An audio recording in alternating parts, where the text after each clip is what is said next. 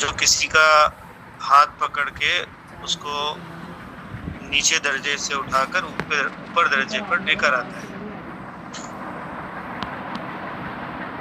جیسے اللہ رب العالمین ربوبیت کرتا ہے کہ کائنات میں کسی بھی شے کو جو ہے وہ ابتدائی درجے سے اٹھاتا ہے اور انتہائی درجے تک کمال تک پہنچاتا ہے، آپٹیمم لیول پر لے کے جاتا ہے. جیسے بیج کو جو ہے وہ پھل تک لے کر جاتا ہے، ایسے ہی انسانی دنیا کے اندر بھی اللہ رب العالمین نے ایسے انتظامات کر رکھے ہیں کہ ایک انسان جو مادیات کے اندر پھنسا ہوا ہے اور جو انسان جانوروں کی طرح زندگی گزار رہا ہے، تو اس انسان کے اندر روحانی بلندی جو ہے وہ پیدا کرے، یعنی اس میں اخلاق اور کردار پیدا کرے. اس مقصد کے لیے بھی اس نے پورا انتظام کیا ہوا ہے. اس مقصد کے لیے اس نے انبیاء کو بھیجا ہے، 1,24,000 انبیاء کو مختلف اوقات میں، مختلف پیریڈز میں، اور اس کے بعد ان کے ساتھ جو ہے وہ تعلیمات بھی نازل کی ہیں تاکہ آئندہ دور کے اندر لوگ ان تعلیمات سے جو ہے وہ فائدہ حاصل کریں. تو اللہ جو ہے وہ ربوبیت کرنے والا ہے اور ہر عالم کی ربوبیت کرتا ہے. مادیات کے بھی مختلف عالم اس نے بنائے ہیں، عالم جمادات ہے، عالم نباتات ہے، عالم حیوانات ہے، عالم انسانی ہے. یہ مادیات کے عالم ہے. بالکل اسی طرح اس نے روحانیات کے بھی عالم بنائے ہیں کہ ایک انسان جو ہے وہ جانوروں کے درجے، جس کو عالم ناسوت کہا گیا ہے، وہاں سے نکل کر عالم ملکوت میں یعنی اخلاقیات کی دنیا میں قدم رکھے.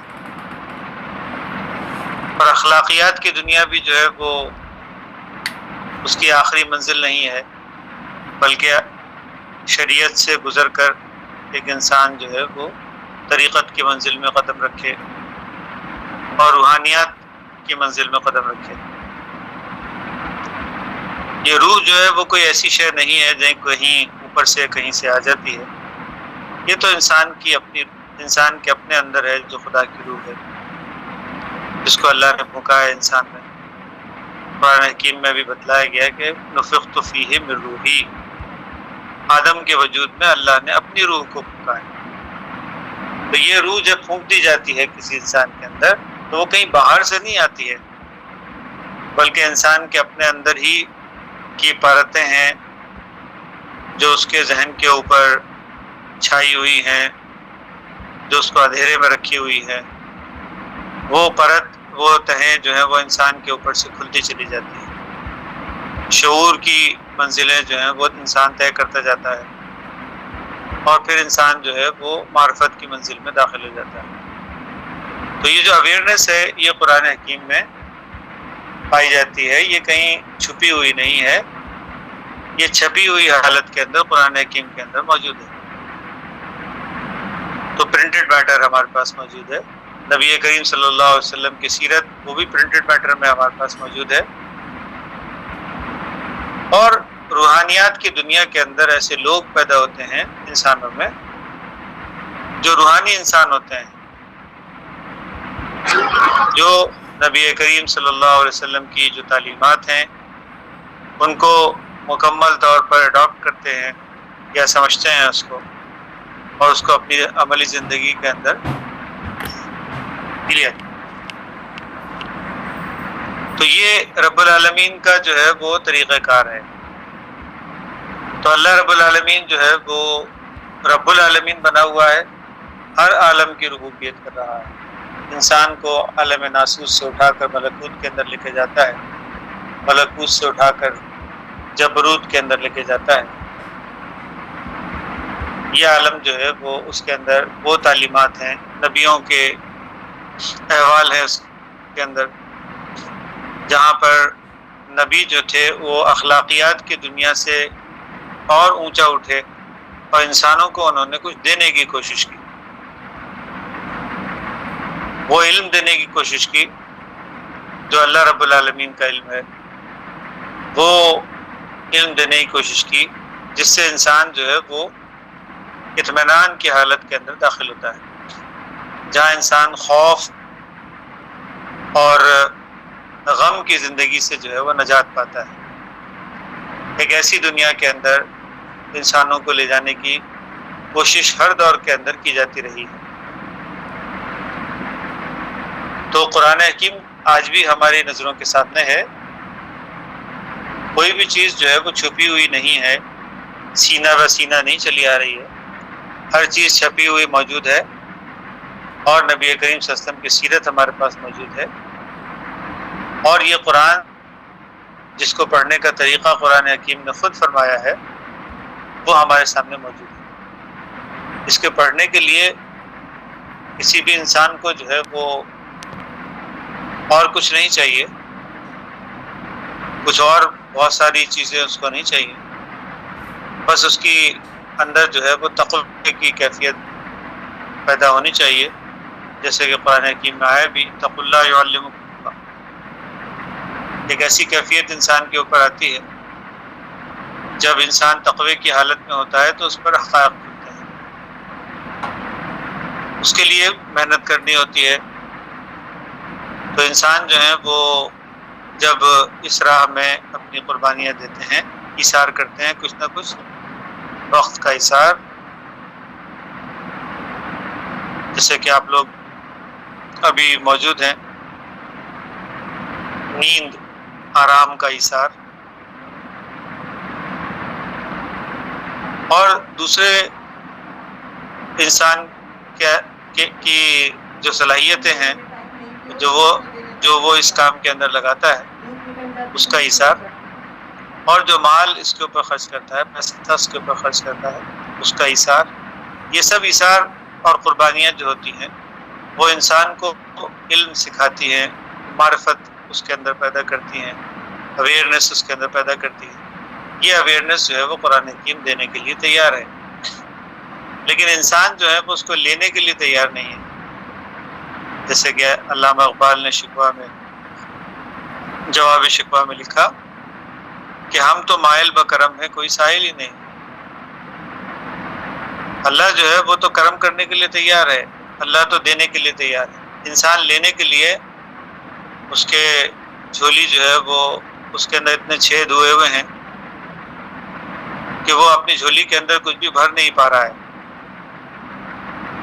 تو انسانوں کو جو ہے وہ تقوی کی حالت میں لانے کے لیے نبیوں نے جو ہے وہ ربوبیت کا تقاضا جو ہے پورا کیا، ان کو اٹھایا اپنی جگہ سے۔ تو الرحمن علم القرآن، رحمان جو ہے وہ اس نے علم قرآن دیا، اور اس کے ذریعے سے جو ہے وہ انسانوں کو جینا سکھایا، انسانوں کی تخلیق ہوئی۔ یہ روحانی تخلیق کی طرف اشارہ ہے انسانوں کی، جو قرآن حکیم کے علم سے جو ہے وہ انسان کے اندر پیدا ہوتی ہے۔ اگر یہ نہ کرے، ایک دوسرا آپشن یہ ہے کہ چلو نہیں کرتے، اسی مادی دنیا کے اندر پھنسے رہتے ہیں،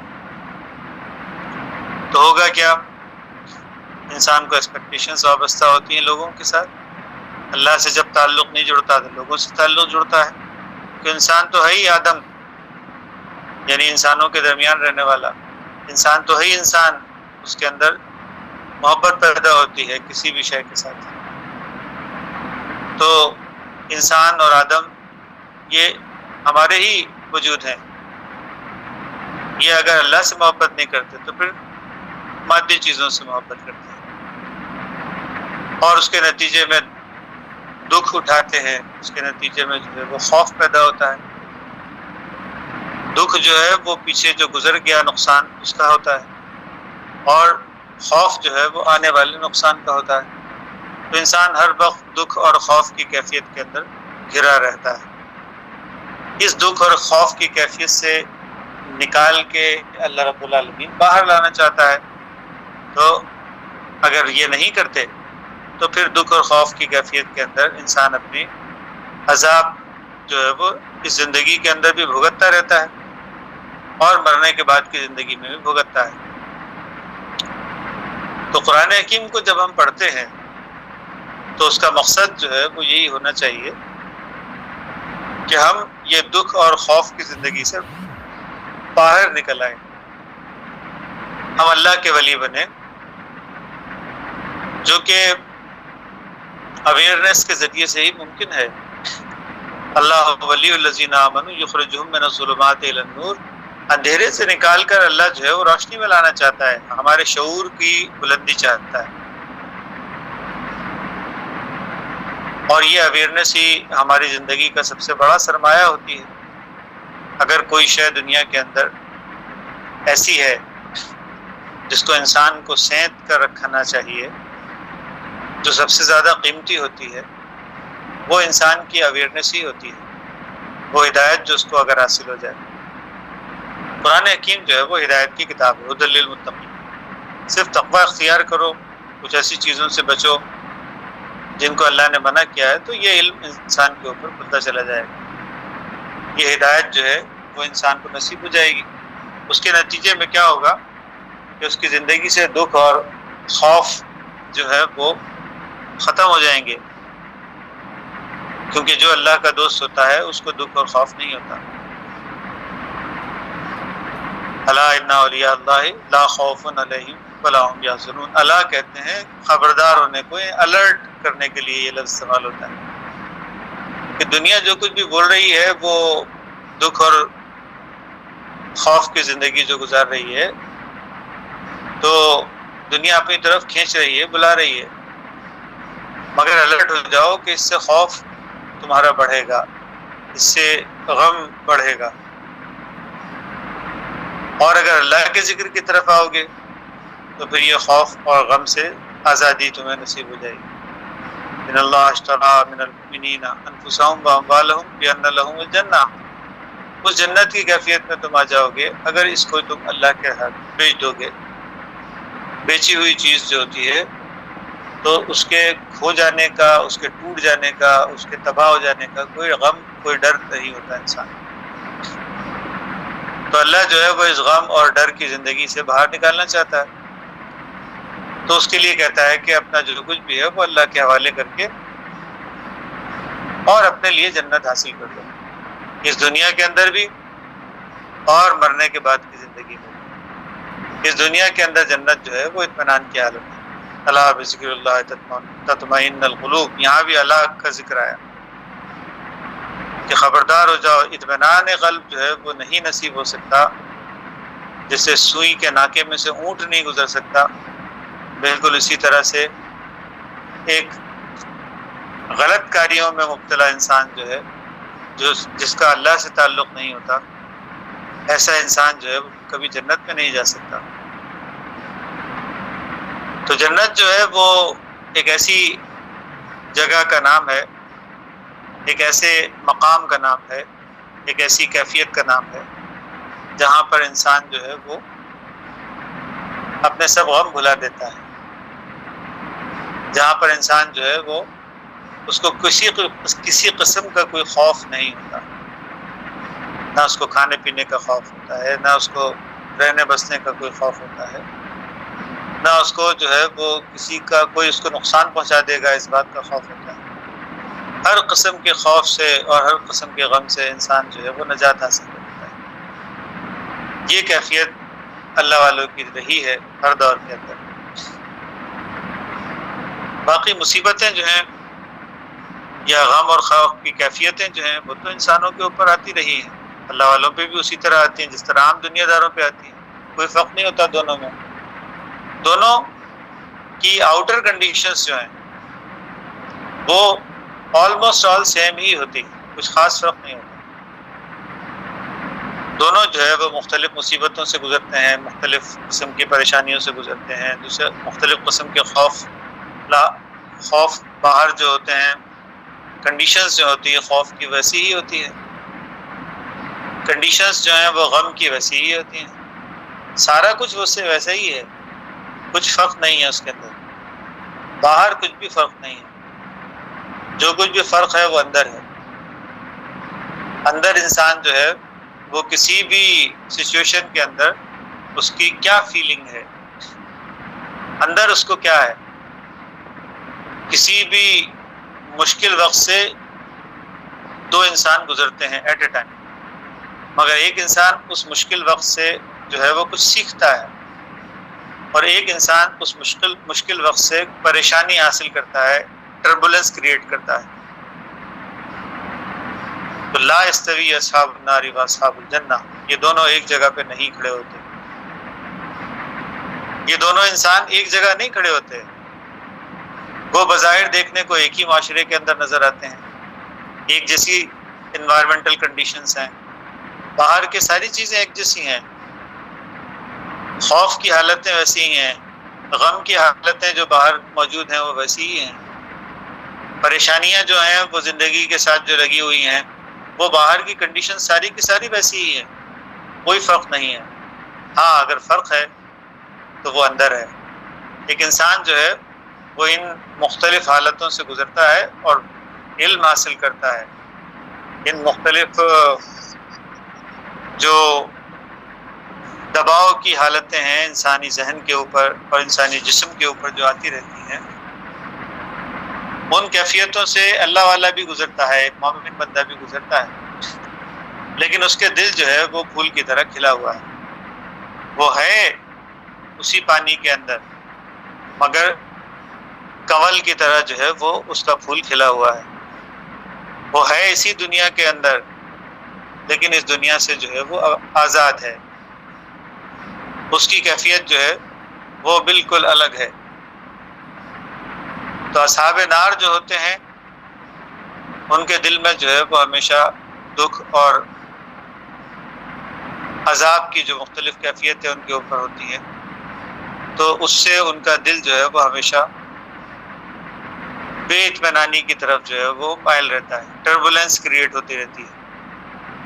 اور ایک مومن بندہ جو ہوتا ہے، ایک اللہ والا انسان جو ہوتا ہے، وہ اسی کنڈیشن سے بہت کچھ سیکھتا ہے، اسی سے اس کو گیئر ملتا ہے، اسی سے اس کو ایڑ ملتی ہے، اسی سے اس کو کک ملتی ہے، اور وہ انسان جو ہے وہ آگے بڑھنے کی طرف جو ہے وہ توجہ کرتا ہے، وہ مزید آگے بڑھتا ہے اس سے۔ تو اللہ والے جو لوگ ہوتے ہیں کنڈیشنز ان کے اوپر بھی ویسی آتی ہیں، قالوا ربنا اللہ ثم استقاموا تتنزل علیہم الملائکہ، جو کہتے ہیں کہ اللہ ہمارا رب ہے اور اس کے اوپر جم جاتے ہیں، استقامت اختیار کرتے ہیں، جبکہ انوائرمنٹل کنڈیشنز باہر کی جو حالتیں ہیں وہ ناسازگار ہوتی ہیں بظاہر، لیکن اس کے باوجود وہ انسان جو ہے وہ آگے بڑھتا ہے، وہ انسان جو ہے اس کے اوپر ملائکہ نازل ہوتے ہیں، اس کے دل میں سکینت پیدا ہوتی ہے، اس کے دل میں اطمینان کی کیفیت پیدا ہوتی ہے، وہ انسان جو ہے وہ اس بات کو خوب اچھی طرح سمجھ لیتا ہے کہ یہ سب سچویشنز جو ہیں وہ اس کو آگے بڑھانے کے لیے آ رہی ہیں۔ یہ باد مخالف جو ہے وہ کوے کو جو ہے وہ تو زمین کے اوپر گھٹنے ٹیکنے پہ مجبور کر دیتا ہے، لیکن ایک شاہین کے لیے، ایک خواب کے لیے جو ہے وہ یہ باد مخالف اس کو مزید اونچا اڑنے کی طرف جو ہے وہ مہمیز دیتی ہے، اس کو گیئر دیتی ہے، اس کو کک دیتی ہے۔ تو یہ اللہ رب العالمین جو ہے وہ دو کیفیتیں انسانوں کی بیان کرتا ہے، کہتا ہے لا یستوی اصحاب النار و اصحاب الجنہ، دونوں ایک ہی کنڈیشن سے گزر رہے ہیں، لیکن اس کے باوجود ایک کا دل جو ہے وہ پھول کی طرح کھلا ہوا ہے، وہ پانی کے اندر ہے مگر کشتی کی طرح ہے، یہ پانی اس کے اندر نہیں آتا، دنیا کے اندر موجود ہے مگر دنیا داری اس کے اندر نہیں آتی جو اس کو دکھ اور تکلیف دینے کا سبب بنے۔ تو قرآن حکیم جو ہے وہ ہم کو ایک ایسی زندگی کی طرف دعوت دے رہا ہے۔ تو اگر انسان سمجھے، عقل مند انسان جو ہوتا ہے وہ اس کو سمجھ لیتا ہے، اور بیوقوف انسان جو ہوتا ہے وہ دنیا داری کے چکروں کے اندر الجھا ہوا رہتا ہے۔ تو قرآن حکیم کو ابھی ہم ہر دفعہ پڑھتے ہیں، آج بھی ہم دیکھتے ہیں۔ تو شہزادے موجود ہیں، یاسر بھائی السلام علیکم۔ وعلیکم السلام۔ شہزادے کسی بھی آیت کی تلاوت کریں، بس ایک 5 منٹ اس کو شروع کر کے ختم کریں گے۔ أعوذ بالله من الشيطان الرجيم بسم الله الرحمن الرحيم وإذ يعيدكم الله إحدى الطائفتين إنها لكم وتودون أن غير ذات الشوكة تكون لكم ويريد الله أن يحق الحق بكلماته ويقطع دابر الكافرين. یہ غالباً یہ سورہ توبہ سورہ الانفال کی آیت نمبر انفال کی. اچھا سورہ الانفال جی سورہ الانفال کی آیت نمبر کیا ہے جی؟ الانفال کی 8ویں آیت وہ 7ویں آیت ہے 7ویں آیت. اچھا جی کا ہے جی. اور تم لوگ اس وقت کو یاد کرو جبکہ اللہ سے ان 2 جماعتوں میں سے ایک کا وعدہ کرتا تھا کہ وہ تمہارے ہاتھ آ جائے گی اور تم اس تمنا میں تھے کہ غیر مسلح جماعت تمہارے ہاتھ آ جائے اور اللہ کو یہ منظور تھا کہ اپنے احکام سے حق کا حق ہونا ثابت کر دے اور ان کافروں کی جڑ کاٹ دے. جی یہ جنگ بدر کے واقعے کا ذکر اس کے اندر موجود ہے. آگے پیچھے ریفرنس ٹو دا کانٹیکسٹ اگر ہم دیکھیں اس میں تو مومن بندے جو تھے وہ کیونکہ ہر انسان جو ہے وہ ذرا کمفرٹ زون تلاش کرتا ہے تو اللہ جو ہے وہ انسانی نفسیات کو جو ہے وہ یہاں پہ بیان کر رہا ہے. انسانی نفسیات کیا ہے؟ کمفرٹ زون تلاش کرنا. تو کافروں کو کی 2 جماعتیں جو ہیں وہ موجود تھیں. ایک وہ تھی جو مسلح تھی, وہ 1000 کا لشکر تھا جو کہ مکہ سے چلا تھا. اس کی خبر جو ہے مل چکی تھی مومنوں کو, مسلمانوں کو اس کی خبر مل چکی تھی. اور دوسرا وہ قافلہ تھا جس کے اوپر حملہ کرنے کے لیے جو ابو سفیان کا قافلہ تھا, تو وہ بھی تھا موجود, وہ بھی اپنی جگہ سے گزر رہا تھا. ابو سفیان نے جو ہے اپنا مال بچانے کے لیے اس قافلے کو جو ہے وہ کسی دوسرے راستے سے جو بڑا راستہ تھا اس راستے کے اس سے گزارا اور وہ مومنوں کے ہاتھ میں نہیں لگا. ابو سفیان جو ہیں وہ اپنے قافلے کو لے کر کسی اور جگہ سے نکل گئے اور بدر کے مقام کے اوپر کسی دوسرے جماعت سے جو ہے وہ متبھیڑ ہو گئی اور وہ 1000 کا لشکر تھا جو کہ مکہ سے بدر کے مقام پہ پہنچا تھا. تو کئی بار ایسا ہوتا ہے کہ ہم اپنے کمفرٹ زونز جو ہیں وہ تلاش کر رہے ہوتے ہیں. ہم اپنی زندگی میں کمفرٹ زونز تلاش کر رہے ہوتے ہیں لیکن دراصل وہ ہمارے لیے بہتر نہیں ہوتے. قرآن حکیم میں اسی طرح کی آیات جو ہیں بہت دوسری جگہ پہ بھی آئی ہیں. آسان تحبوا شیئا وہو خیر لکم وہو شر لکم. عین ممکن ہے کہ تم جس چیز سے محبت کرتے ہو وہ ممکن ہے تمہارے لیے نقصان کا باعث بنے, شر بن جائے تمہارے لیے. آسان تکرہوا شیئا, اور جس چیز سے تم کراہت کرتے ہو تمہیں نہ ملے, تمہارا اس سے واسطہ نہ ہو, تمہاری اس سے متبھیڑ نہ ہو, وہ سچویشنز تمہاری لائف میں نہ آئیں. ایسا اگر تم سوچتے ہو تو ضروری نہیں ہے کہ تم جس چیز سے کراہت کرتے ہو, جس چیز سے دور بھاگنے کی کوشش کر رہے ہو, آسان تکرہوا شیئا وہو خیر لکم, اسی میں تمہارے لیے بھلائی پوشیدہ ہے. یہ جہاد کے موقع پر, یہ آیت بھی جہاد کے موقع پر آئی ہے. تو قرآن حکیم جو ہے وہ ایک جنرل رول کے طور پر اس چیز کو پیش کر رہا ہے کہ اکثر اوقات ہم سمجھتے ہیں اپنے کمفرٹ زونز کو تلاش کرتے ہوئے یہ سوچتے ہیں کہ بھئی یہ مشکل وقت جو ہے وہ ہم پہ نہ پڑے. جیسے کہ آپ نے اکثر لوگوں کو سنا بھی ہوگا, وہ کہتے ہیں کہ جی اللہ ہم کو کسی مشکل میں نہ ڈالنا, اے اللہ ہم کو کسی مشکل میں نہ ڈالنا. حالانکہ انسان لا یکلف اللہ نفسا الا وسعها, اللہ انسانی نفس کو جو ہے مشکل میں ڈالتا ہے الا وسعها، مگر اس لیے ڈالتا ہے تاکہ اس کے اندر وسعت پیدا ہو، تاکہ اس کے اندر جو ہے وہ بڑھوتری ہو، تاکہ اس کے اندر جو ہے وہ اس کا پھیلاؤ اور مزید بڑھ جائے، اس کی کیپیبلٹیز جو ہیں وہ اور زیادہ ان میں اضافہ ہو جائے۔ مگر انسان کیا کرتا ہے؟ کمفرٹ زون تلاش کر رہا ہے، بولتا ہے یہ میری زندگی میں آنا ہی نہیں چاہیے۔ تو ایسا اللہ رب العالمین تو نہیں چاہتا ہے، تو اس لیے اللہ کی چاہت انسانوں کی چاہت سے ہمیشہ ٹکراتی رہتی ہے۔ انسان کچھ اور چاہ رہے ہوتے ہیں، اللہ کچھ اور چاہ رہا ہوتا ہے۔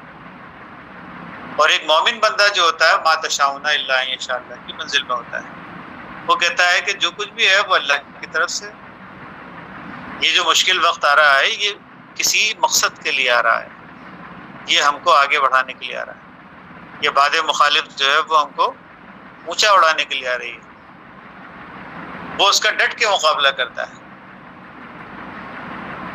یہ جو دھوپ سے بچنے کے لیے صاحبان کا تلاش جو ہوتی ہے نا، تو یہ بھی ایک قسم کا عذاب ہوتا ہے۔ اور ایک انسان جو ہے وہ دھوپ کے اندر جو ہے وہ ہاں صاحبان ملے تو ٹھیک ہے، اس کے لیے جو ہے وہ، لیکن ایک سراب تو نہیں ہوگا نا اس کی زندگی کے اندر، ایک ایسی چیز تو نہیں ہوگی کہ جو اس کو ابھی حاصل نہیں ہوئی اور اس کے لیے پریشان ہے۔ تو سراب کی کیفیت جو ہے وہ ریگستانوں کے اندر پیدا ہوتی ہے، دور سے دیکھنے میں پانی لگتا ہے، بھاگ دوڑ کے جب ساتھ وہاں تک پہنچتے ہیں تو پتہ چلتا ہے وہ پانی نہیں ہے، وہ تو صرف ایک نظر کا دھوکہ ہے۔ تو انسان جو ہے وہ صاحبان کی تلاش میں ساری زندگی دوڑتا رہتا ہے، یہ نہیں دیکھتا کہ یہ جو دھوپ ہے یہ بھی اس کے لیے بہت فائدہ مند ہے۔ تو اللہ رب العالمین جو ہے وہ ایک اویئرنیس دے رہا ہے ان آیات کے اندر، کہ اس وقت بھی مومن بندوں نے یہ سوچا کہ یہ جو چھوٹی جماعت ہے یہ ہمارے ہاتھ آ جائے تو ہمیں فائدہ ہے، لیکن اللہ جو ہے وہ کچھ اور چاہتا تھا۔ اللہ چاہتا تھا کہ حق کو باطل پر دے مارے۔ ایک اور جگہ قرآن حکیم میں آیا کہ اللہ چاہتا تھا کہ باطل کو، حق کو جو ہے وہ باطل پر دے مارے، تاکہ باطل جو ہے وہ پاش پاش ہو جائے، ختم ہو جائے، ٹوٹ جائے۔ اللہ رب العالمین کی منشا کچھ اور ہے، اور انسان جو ہے وہ اپنا کمفرٹ زون تلاش کر کے اور کچھ اور چاہ رہا ہے۔ یہ ہماری لائف، یہ ڈیلی لائف ہے ہماری۔